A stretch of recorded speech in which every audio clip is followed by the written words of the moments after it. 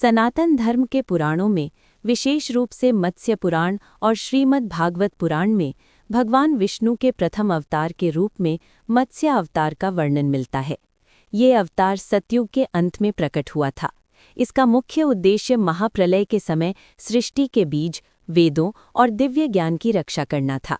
शास्त्रों के अनुसार हयग्रीव नामक एक असुर ने वेदों को चुरा लिया था और उन्हें समुद्र की गहराइयों में छिपा दिया था। वेदों के लुप्त हो जाने से संसार में अज्ञानता और अधर्म का अंधकार फैल गया।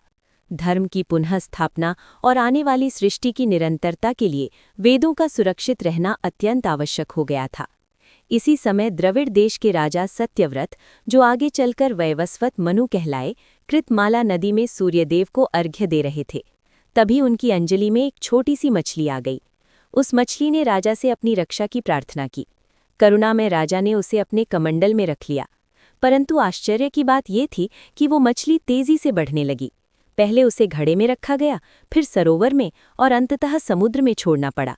तब उस मछली ने अपना दिव्य स्वरूप प्रकट किया और भगवान विष्णु मत्स्य अवतार में राजा के समक्ष प्रकट हुए। भगवान ने राजा सत्यव्रत को आने वाले 7 दिनों के भीतर महाप्रलय होने की चेतावनी दी।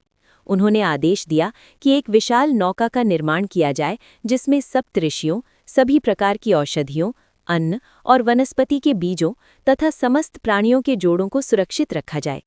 नियत समय पर जब महाप्रलय आया और संपूर्ण पृथ्वी जलमग्न होने लगी, तब भगवान मत्स्य ने अपनी सींग में वासुकी नाग को रस्सी के रूप में बांधकर राजा की नौका को सुरक्षित रखा और उसे हिमालय की चोटी तक ले गए।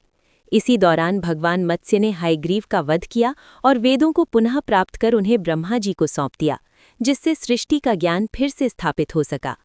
मत्स्य अवतार केवल वेदों की रक्षा का प्रतीक नहीं है, बल्कि ये ईश्वर की अपने भक्तों के प्रति करुणा, धर्म की स्थापना और सृष्टि की निरंतरता को बनाए रखने वाली दिव्य लीला का अद्भुत प्रमाण भी है।